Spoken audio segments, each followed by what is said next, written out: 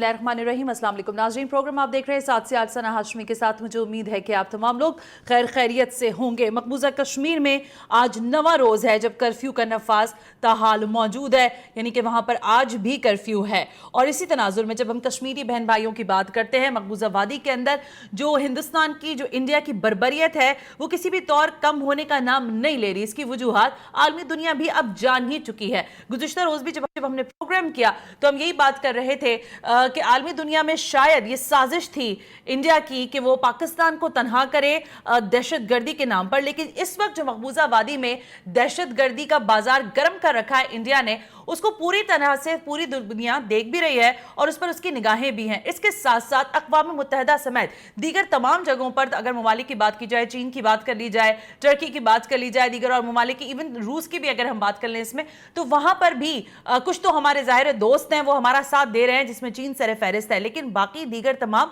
मुस्लिम ममालिक भी ये कह रहे हैं कि इस वक्त जो कुछ मकबूजा वादी में इंडिया कर रहा है, इसकी जो साजिश है वो तो बेनकाब हो रही है दुनिया के सामने, लेकिन इस पर अब तादीबी कार्रवाई का भी वक्त आ गया। यानी दुनिया को आवाज तो उठानी ही है कश्मीर कॉज के लिए, लेकिन इसके साथ साथ जो पाकिस्तान के खिलाफ इंडिया की साजिश है, इसको भी बेनकाब करना होगा।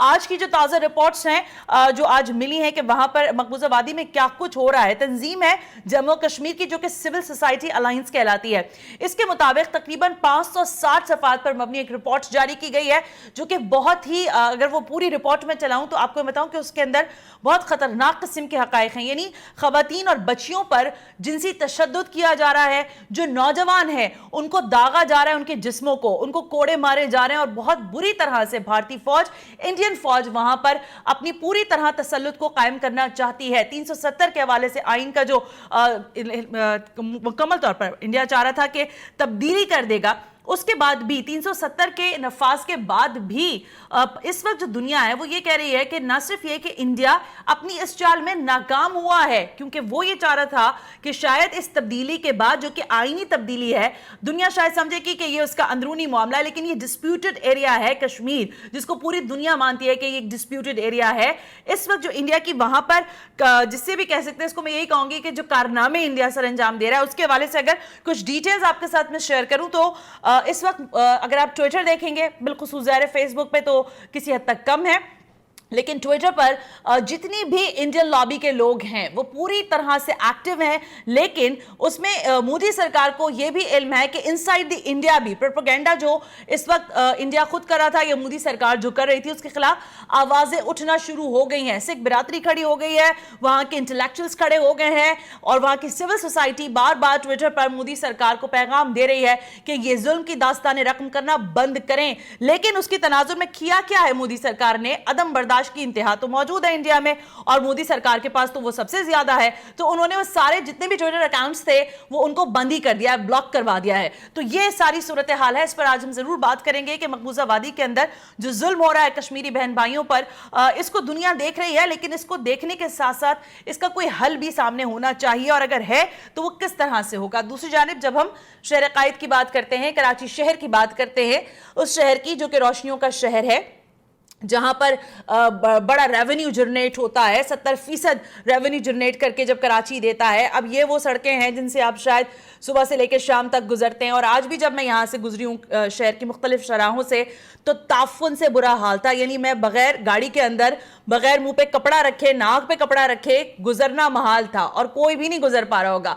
ताफुन की वजह क्या है? तो ये है भाई कि आलाइशें बिखरी पड़ी हैं। भाई आलाइशें उठाने का काम किसका है? नहीं जी ये केएमसी का काम है, नहीं जी ये जो बल्दियात के दीगर डीएमसी का काम है। अच्छा भाई किसी का काम नहीं है, सॉलिड वेस्ट मैनेजमेंट वाले आएंगे तो वही उठाएंगे, लेकिन कुछ हमारी और आपकी जिम्मेदारी भी है, उस पर भी बात करेंगे। लेकिन इस वक्त इंतजामिया की जो नाअहली है, जो कि सड़कों पर उनको मुंह चढ़ा रही है, मैं यही लफ्ज इस्तेमाल करूंगी, वो किसी से ढकी छुपी नहीं है। गुज़िश्ता रोज जब हमने प्रोग्राम किया और के इलेक्ट्रिक के हवाले से बात की, तो वो भी, जिसे कहते हैं ना, वो भी अपनी रविश से हटने को तैयार नहीं है। आज भी शहर के मुख्तलिफ इलाकों में बिजली का तात्तुल है, वजह वही पुरानी बता रहे हैं कि जी पानी खड़ा हुआ है, इसलिए हम जाकर वहां पर चीजों को बेहतर नहीं कर सकते। देते। मतलब शहर का जो बिगाड़ है इसमें सब हिस्सा डाल रहे हैं, चाहे वो बल्दियात शहरी हुकूमतें हो, चाहे सूबाई हुकूमतें हो, चाहे फिर दीगर इदारे हों, लेकिन इसके सुधार में कोई आगे नहीं बढ़ रहा। जितनी भी क्लीन अप की कराची में कैंपेन्स चली हैं, कचरा उठाने की और बाकी चीजों की, उससे भी एक जैसे कहते हैं ना 0% भी शायद मुझे नहीं लगता कि असर पड़ा। और कैसे असर पड़ेगा ये एक अपने आप में सवाल है, इस पर भी बात करेंगे। ब्रेक लेने का कहा जा रहा है, ब्रेक से वापस आ जाते हैं तो जरा सबसे पहले मकबूजा कश्मीर में होने वाली जुल्म पर बात करेंगे जो कि इंडिया की जानिब से रवा रखा जा रहा है। Right after this break, you watching 7 से 8।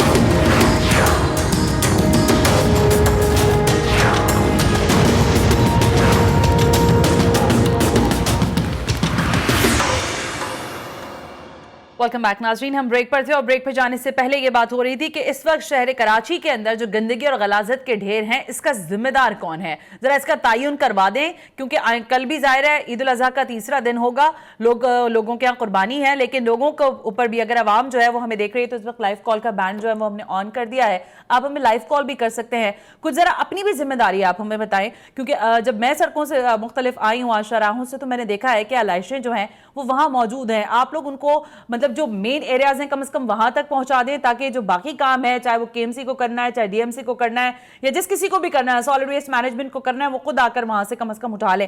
लेकिन इंतजामिया से सवाल करना हम सबका जिसे कह सकते हैं हक भी है, और हम चाहते भी हैं कि जरा हम उनसे पूछ लें कि काम कितना हो रहा है। रेहान हाशमी साहब जो कि चेयरमैन है सेंट्रल से, हमारे से टेलीफोन लाइन पर है, मुझे बताया गया, जरा सेंट्रल की सूरत हाल उनसे भी जान लेते हैं। रेहान हाशमी साहब अस्सलाम वालेकुम, बहुत बहुत शुक्रिया वक्त देने के लिए। जी वालेकुम सलाम।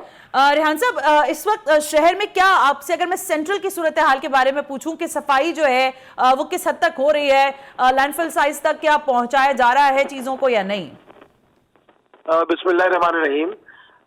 एक इंतहाई अहम मुसलमानों का त्यौहार सुन्नत इब्राहिमी की अदायगी के हवाले से, जिसमें जिला वस्ती की आबादी के तनासुब से यहाँ पर जानवरों के को कुर्बानी का जो शरह है वो भी ज्यादा है। ठीक है। तो उस शरह के मुनासिबत से यहाँ पर जो चैलेंज था वो हमें ये रहा कि न सिर्फ बारिश और बारिश के बाद होने वाली दीगर पेचीदगियां, जिसमें लैंडफिल साइट का खोदना, ट्रेंचेस का बनाना और गाड़ियों का इस्तेमाल और छोटी गाड़ियों की जगह ट्रॉलीज का इस्तेमाल, तो ये तमाम चैलेंजेस मौजूद थे। लेकिन अल्हम्दुलिल्लाह जिस तरह बारिश का पानी तीसरे दिन बल्दिया जिला बस्ती की तमाम सड़कों से जो मेन शाहराएं थी ड्रेन आउट हो गया था, मां सिवाय चंद एक जगहों के जहाँ नशेबी थे, तो हमें अलाइशों को ठिकाने लगाने और इनको कलेक्शन का इतना बड़ा मसला नहीं हुआ। हमारे यहाँ टोटल 12 पॉइंट्स हैं अलाइशों के हवाले से, और जिनमें से कल क्योंकि लैंडफिल साइट जाम चाकरों में डंपर्स कुछ उलट गए थे सॉलिड वेस्ट के, जिसकी वजह से ऑपरेशन 4 घंटे डिले रहा। लेकिन आज स्मूथ ऑपरेशन हो रहा है, और उस स्मूथ ऑपरेशन के साथ साथ हमने आज तकरीबन अपने 5 जो मेन कलेक्शन पॉइंट्स थे उनके नंबर को रिड्यूस कर देंगे। अच्छा। यूसीज 51 है हमारे यहाँ, जो सबसे ज्यादा तादाद है। 51 यूसीज में हमने न सिर्फ हमारे मुंतखब अखबरस बल्दियाती नुमाइंदे मुतहर्रिक है, बल्कि हमारा स्टाफ, डीएमसी का स्टाफ भी मुतहर्रिक है। तो ये मिक्स स्ट्रेटजी मैक्सिमाइज। लेकिन रेहान आपकी बात बिल्कुल ठीक है, यकीनन ज़ाहिर है आप काम कर रहे हैं, आपके सामने सारे पिक्चर क्लियर है, आप बता रहे हैं कि शराब भी ज्यादा है बल्दिया बस्ती के हवाले से अगर हम बात करें। लेकिन मैं ये जानना चाह रही थी आपसे कि हकीम सईद ग्राउंड जो है वहां पर आपकी निगाह पड़ी है, या वो एरिया आपके उसमें आता है रिस्ट्रिक्शंस में या नहीं आता? क्योंकि वहां पर यूसी का पता है, हकीम सईद ग्राउंड इस तरह मेरे जहन में तो नहीं होगा। यूसी अगर काइंडली आप मुझे बताएंगी। मतलब बैतुल मुकर्रम मस्जिद के बराबर में जो ग्राउंड है वफाकी उर्दू यूनिवर्सिटी के बराबर में। अच्छा, ये देखें जिस जगह की आप बात कर रही हैं ये गुलशन इकबाल कहलाता है। जी जी। और मैं क्योंकि अभी आपसे बात कर रहा था जिला बस्ती के हवाले से, हाँ। गुलशन इकबाल डिस्ट्रिक्ट ईस्ट में आता है। ठीक है। तो यकीनन मैं वहाँ के चेयरमैन जो कि उन तक पहुँचा भी दूंगा, और ये सॉलिड वेस्ट बेसिकली कर रहा है। ठीक है। क्योंकि हमारे यहाँ हम खुद ही कर रहे हैं। ठीक है। पूरे कराची में सॉलिड वेस्ट को एक कसीर फंड एलोकेट किया गया है, जबकि जिला बस्ती को सिंध हुकूमत की जानिब से। लेकिन सर वेस्ट में मोहित अनवर है ना, वो भी आप ही के हैं मेरा ख्याल है, एमकेएम से ताल्लुक है। मैं यही बता रहा हूँ कि वहाँ पर ऑपरेशन सॉलिड वेस्ट कर रहा है चेयरमैन के पास सॉलिड वेस्ट को कंट्रोल करने का इख्तियार नहीं है। ठीक है। सॉलिड वेस्ट इंडिपेंडेंटली वहां पर आलाइशों को ठिकाने लगाने का ऑपरेशन कर रहा है। ठीक है। तो मैं कोशिश करूंगा कि वहां पे भी पहुंचा दूं ये बात। लेकिन मेरा सवाल आपके प्रोग्राम के तबस्सुम से मुझे अपॉर्चुनिटी ये मिल रही है कि सॉलिड वेस्ट को इस ऑपरेशन को कंडक्ट करने के लिए सिंध हुकूमत तस्वीर रकम अदा देती है, जबकि जिला बस्ती को इस हवाले से कोई फंड एलोकेशन नहीं है। लेकिन फिर भी मैं ये कम से कम क्लेम कर रहा हूँ कि at the end of the day, जब चौथे दिन आप लोग ही इवेल्युएट करेंगे, तो मैं समझता हूँ कि जिला बस्ती सबसे अव्वल पे नजर आएगा आलाइशों को ठिकाने लगाने के इसमें, क्योंकि मुंतखब बल्दियाती नुमाइंदे कर रहे हैं। आप मुंतखब बल्दियाती नुमाइंदों को, चाहे वो किसी भी पॉलिटिकल पार्टी के हों, अगर एक्सक्लूड कर देंगे सिस्टम से, उनके पास से इख्तियार ले लेंगे, तो वो वहां पर परफॉर्मेंस वो नजर नहीं आएगी जहां पर अवामी नुमाइंदों की परफॉर्मेंस नजर आती है आपको। अच्छा, लेकिन रेहान एक और सवाल मैं आपसे करना चाह रही थी, क्योंकि ज़ाहिर जो पानी जमा हुआ है बारिश का गुज़िश्ता दिनों का, वो तो मौजूद है अभी तक किसी हद तक, अगर हम बात करें चाहे वो कम तादाद में या ज्यादा। आप समझ रहे हैं कि इसमें भी, क्योंकि आइंदा के स्पेल की भी महकमा मौसमियात ने पेशगोई कर दी है, तो इस सब तनाजुर में आपके पास मजीद तैयारियों का वक्त अभी है या नहीं है? देखिए, जिला बस्ती में अल्हम्दुलिल्लाह हमें जो ट्रबल पॉइंट्स है हमारे, जिस तरह केडीए, नागन चौरंगी, ताहिर विला और सखी हसन चौरंगी, वाटर पंप, ये ट्रबल पॉइंट्स हमारे रहे हैं। यहाँ पर हमें प्रॉब्लम्स हुई, ट्रैफिक का फ्लो रवा दवा था। अलबत्ता चंद जगहों पर हमें प्रॉब्लम्स हुई है, जैसे पावर हाउस है हमारा। एफसी एरिया की क्या सूरत हाल है रेहान साहब? एफसी एरिया में सुना था कि घरों में पानी चला गया है। एफसी एरिया में गुजर नाला जो क्रॉस करता है, वहाँ पर एक पुराना ब्रिज बना हुआ था, उस पुराने ब्रिज के ऊपर एक और नया ब्रिज बना है। तो जो पुराना ब्रिज जो निचली सतह पर है, पानी के लेवल ऊपर होने की वजह से वहां पर पानी ब्लॉकेज होता है। और यकीनन कचरा डालने का जो रुझान है, और जो बरसाती नाले हैं वो सीवरेज नाले बन गए। अच्छा, अभी हम बात कर रहे हैं सिर्फ प्रॉम्प्ट रिस्पॉन्सेस की, ये लॉन्ग टर्म प्लानिंग नहीं है। लॉन्ग टर्म प्लानिंग में तो ये होनी चाहिए, जिसके ऊपर मेरे ख्याल है काम भी किसी हद तक शुरू होने को जा रहा है, अल्लाह करे शुरू हो जाए। और कराची पैकेज के अगर आ जाता है तो उस पर शुरू हो, क्योंकि इसकी रिहैबिलिटेशन की जरूरत है। सेवरेज का निजाम बरसाती नालों से निकालकर सेवरेज के निजाम, अपने निजाम को मौसर बनाना जरूरी है। बरसाती नालों में पहले से सेवरेज का पानी डाल दिया गया, तो बरसात का पानी आता है तो लामोहल्ला वो ओवरफ्लो होता है और नशेबी इलाकों में चला जाता है। तो इसके लिए जो लॉन्ग टर्म प्लानिंग है उसमें मेरा ख्याल है उसमें डालना जरूरी है, ताकि आइंदा आने वाले दिनों में इस शहर के साथ जो ज्यादतियां होती रही हैं, जो हो रही हैं, जिस तरह बेहंगम आबादी बढ़ गई है, कच्ची आबादियों की अनऑर्गेनाइज जो ग्रोथ हो गई है, फिर पोषण माफिया का जो राज है, इसी तरह बहुत सारी मल्टीपल चीजें, फिर एनएफसी के बाद पीएफसी का शेयर ना मिलना है, जो कटौतियां हैं सिंध गवर्नमेंट की तरफ से, फिर बल्दियाती इदारों का सिंध गवर्नमेंट का अपने पास रख लेना है, ये तमाम जो चीजें हैं, अगर ये चीजें आइन के आर्टिकल 140A के मुताबिक सही कर दी जाती हैं, आइन की रूह के मुताबिक लोकल बॉडीज की जो इख्तियारात है उसको तफवीज कर दिए जाते हैं, तो मसाइल रेहान बिल्कुल ठीक है। लेकिन आपकी कथा कलामी के साथ सवाल में आपसे ये कहना चाह रही थी कि जब आप खुद एमएनए थे तो हमने खुद भी देखा कि आप बहुत हद तक बहुत ज्यादा मुतहरिक हमें दिखाई दिए। हैदरी का जो सारा एरिया है वहां पर आपने सोलर पार्क्स और बाकी सारी चीजों का भी इनिशिएटिव लिया, लेकिन अब आप समझते हैं कि ये चीजों के ऊपर आपको एक मरतबा फिर एक्टिव होना पड़ेगा, क्योंकि किसी हद तक जब बल्दियात को क्वेश्चन किया जाता है तो आप जैसे लोग जब हमारी दस्तरस में होते हैं तो हम आपसे पूछते हैं कि इस वक्त जो बिगाड़ की सूरत हाल है इसमें बेहतरी कैसे मुमकिन है? सर देखिए, मैंने corporate social responsibility, civil society और कॉर्पोरेट सेक्टर को इंगेज करके पहले भी जो कर सकता था शहर की बेहतरी के लिए किया। अच्छा रेहान, आपकी कथा कलामी करूंगी, मुझे एक मिनट दीजिएगा। हमें बताया गया एमडी सॉलिड वेस्ट मैनेजमेंट भी हमारे साथ आके, तो जरा लगे हाथ उनसे भी पूछ ही लें कि शहर में कितना काम। एडी संजानी साहब ने हमें ज्वाइन कर लिया है। एडी संजानी साहब, अस्सलाम वालेकुम, बहुत बहुत शुक्रिया वक्त देने के लिए। जी वालेकुम सलाम। संजानी साहब, सब कुछ अच्छा है शहर में?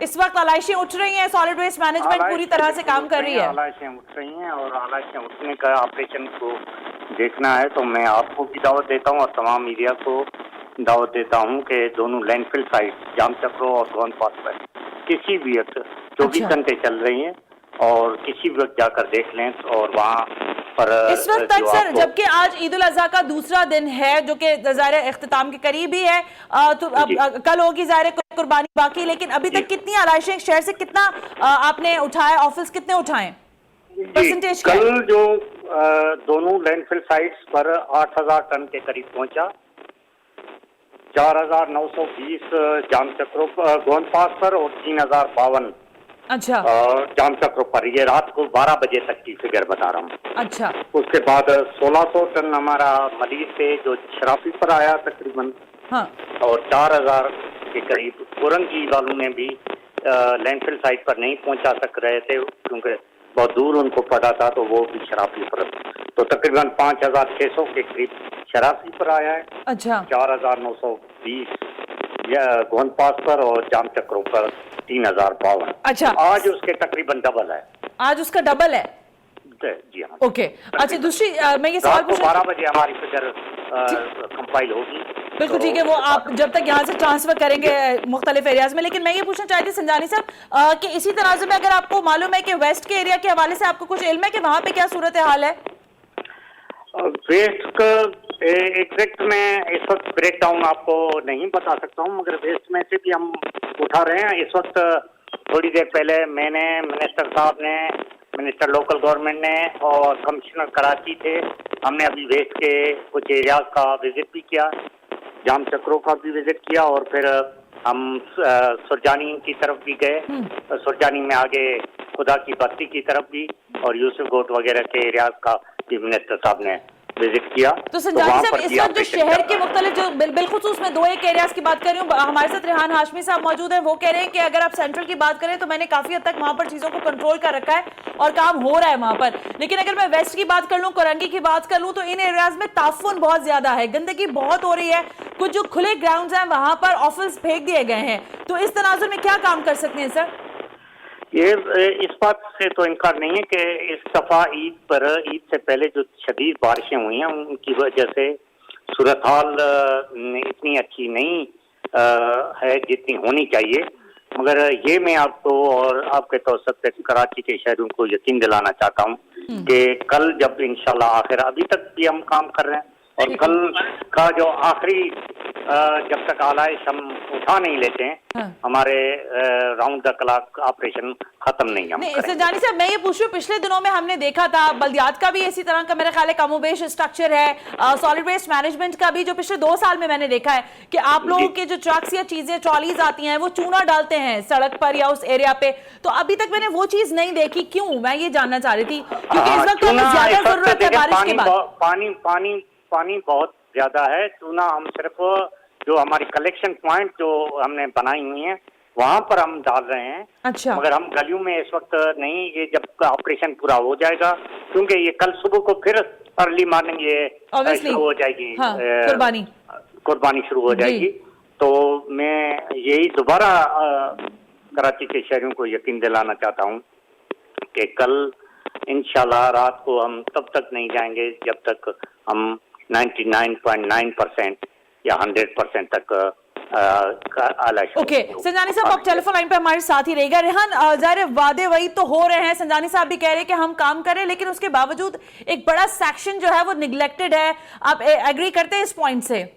देखिए, मैं 2 चीजों पे बात करूंगा। पहले आपने एक सवाल किया था, तो मैं ये अर्ज कर रहा था मुख्तसरन ये कि हमने कॉर्पोरेट सोशल रिस्पॉन्सिबिलिटी की मद में कॉर्पोरेट सेक्टर से भी और सिविल सोसाइटी के कोलैबोरेशन में बहुत सारे काम किए। अभी भी जिला बस्ती में क्योंकि फंड्स की अदम दस्तियाबी, तनख्वाहों के देने के लाले, तो उसकी वजह से हम क्या कर रहे हैं कि मुख्तलिफ जैसे वाटर फिल्ट्रेशन प्लांट हो गया, सर्विस ट्रीटमेंट प्लांट हो गया, वाटर कंजर्वेशन इश्यूज हो गए, प्लांटेशन की मुहिम हो गई, या अपने सामने के हिस्से को ओन करने के लिए तरगीब देना, मोटिवेट करना, ये बहुत सारी चीजें जो कि रिकॉर्ड पर मौजूद है, जिसमें हम सिविल सोसाइटी और कॉर्पोरेट सेक्टर की हेल्प लेकर उन्हीं से करवा रहे होते हैं चीजें, ये चल रही हैं। लेकिन यहाँ पर एक बात भी आपके प्रोग्राम के तवज्जुह से मैं बताना चाहूंगा कि बाखुदा पाकिस्तान का कल्चर ऐसा है, लोगों को शायद बुरा लगे कि यहाँ पर आप जब जब सही सिम्त में चलने की कोशिश करेंगे तो आपको 95% नेगेटिविटी का अंदेशा होता है। अच्छा। कि उसकी सही सिम्त में चलना आपके लिए 95% मुसीबत का बायस भी बन सकता है।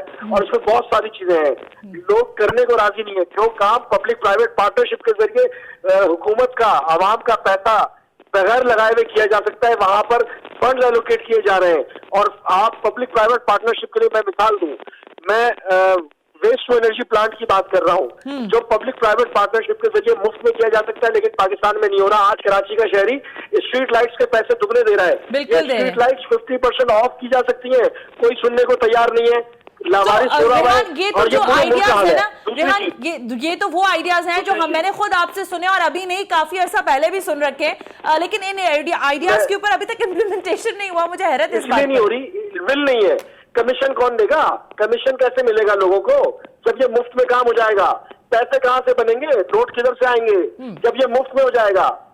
बुरा नहीं मानिएगा, बहुत सारी चीजें हैं, लेकिन एनीवे दूसरा पॉइंट, नहीं, जाहिर है आपकी आवाज तो बड़ी, जिसे कहते हैं ना, शब्दों मत के साथ होती है और आप बेहतर बात ही कर रहे हैं। लेकिन मैं इसी तनाजुर में जो सवाल मैंने संजानी साहब से किया था, क्या आपने सड़कों पर चूना या उन एरियाज पे फेंका या नहीं फेंका? देखिए संजरानी साहब की एक बात बिल्कुल दुरुस्त है कि डाइल्यूट हो जाता है। चूना बेसिकली होता है जरासीम को, जी जरासीम मारने के लिए होता है। जी नमी की वजह से वो यूजलेस हो जाएगा। ओके। तो मेरा मशवरा भी यही है, जो एक्सपर्ट्स का ओपिनियन है, जिस तरह संजरानी साहब ने भी कहा, एक्सपर्ट है अपने फील्ड के, नमी में चूना छिड़कना अभी गैर मुनासिब है जब तक कि अच्छा। वो इलाका सूख ना जाए। ओके। तो मेरा ख्याल है थर्ड डे अगर बारिश नहीं होती है, बूंदाबांदी नहीं होती है, फुहार नहीं होती है, तो खुश्क जगह पर छिड़कना इंतहाई जरूरी है। अदरवाइज वो यूजलेस होगा, वो सिर्फ शोकेस होगा, एब्जॉर्ब कर कॉस्मेटिक्स जाएगा। होगा। ठीक है, एब्जॉर्ब कर जाएगा, और एग्रीड ऑन इट। लेकिन इस वक्त जो शहर की सूरत हाल है संजानी साहब और रेहान, क्योंकि ज़ाहिर है बल्दियात भी हमारे साथ है, फिर सॉलिड वेस्ट मैनेजमेंट भी है, आप दोनों क्या हैंडशेक करके काम कर रहे हैं या फिर सबकी अपनी 1.5 इंच की मस्जिद बनी हुई है अभी भी? देखिए मेरा पॉलिसी का इख्तलाफ जरूर है, जो संजरानी साहब से नहीं है। मेरा पॉलिसी इख्तलाफ जरूर है कि सॉलिड वेस्ट को मेयर के या बल्दियात के इख्तियार में होना चाहिए। ठीक है। सॉलिड वेस्ट के जितना फंड एलोकेट किया गया है, इसका आधा फंड भी अगर बल्दियात को दे दिया जाता तो बहुत अच्छा था। मेरा इख्तलाफ पॉलिसी का ये है कि ये टेक्नोलॉजी का ट्रांसफर होना चाहिए था, बल्कि शायद बेहतर काम हो सकता था। लेकिन ये इख्तलाफ अपनी जगह, लेकिन क्योंकि हमने शहरियों को फैसिलिटेट करना है, तो लैंडफिल साइट को कल हमने संजरानी साहब के साथ कोऑर्डिनेट करके, आज भी मेरी बात हुई है, हमने इस्तेमाल किया। डिस्ट्रिक्ट सेंट्रल ने भी अपनी एलाई से लैंडफिल साइट पे जो कि सॉलिड वेस्ट मैनेजमेंट ऑपरेट कर रहा है वहां पर देखी। फिर हमारे जीटीएस के ऊपर इसकी हेल्प आउट है। मैं उम्मीद करता हूँ कि कल परसों से हमारे जीटीएस जो जिसका सॉलिड वेस्ट में कमिटमेंट किया है, वो जीटीएस से वो गार्बेज को लिफ्ट भी करेंगे, क्योंकि गार्बेज का ऑपरेशन इंतहाई जरूरी है। और जीटीएस हमारे फुल हो गए, तो मैं समझता हूँ कि कोऑर्डिनेशन इदारों का आपस में जरूरी है लोगों की बही ख्वाही के लिए। ठीक है, पॉलिसी पर इख्तिलाफ है रेहान को, लेकिन वो कह रहे हैं कोऑर्डिनेशन बहुत जरूरी है क्योंकि शहरियों को रिलीफ बहरहाल देना है। संजानी साहब, are you agree with Rehan?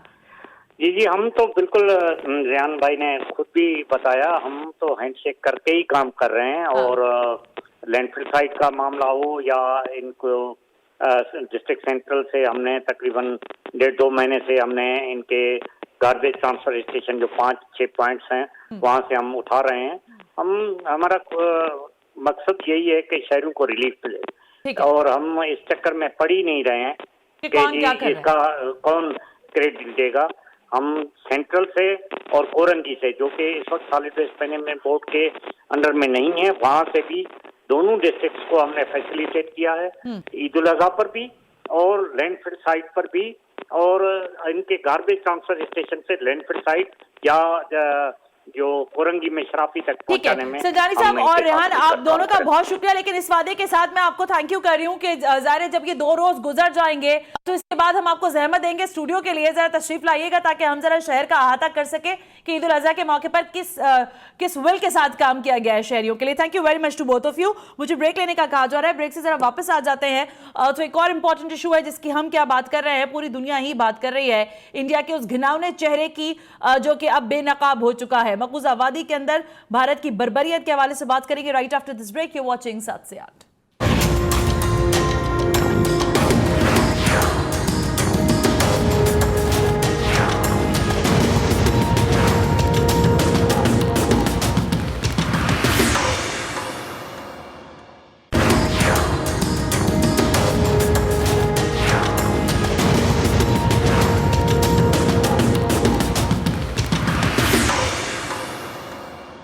Welcome back नाज़रीन, हम ब्रेक पर थे और ब्रेक पे जाने से पहले हम यही बात कर रहे थे कि कश्मीरी हमारे जो बहन भाई हैं इस वक्त मकबूजा वादी में भारत के तसल्लुत में हैं और इस वक्त भारत की बर्बरियत जो है वो रुकने का नाम नहीं ले रही। मुझे बताया जा रहा है वज़ीर आज़म आज़ाद कश्मीर राजा फारूक हैदर साहब ने हमें टेलीफोन लाइन पर ज्वाइन कर लिया है।